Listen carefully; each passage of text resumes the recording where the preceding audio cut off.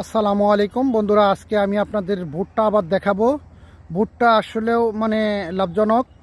তো আপনি আমাদের বাড়ির পাশে এক লোকে ভুট্টা বুনছে।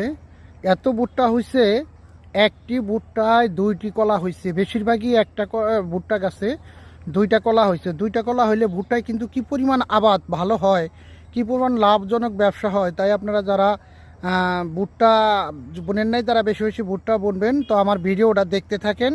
ভুট্টা গাছ কিন্তু এখানে অনেক সুন্দর হয়েছে।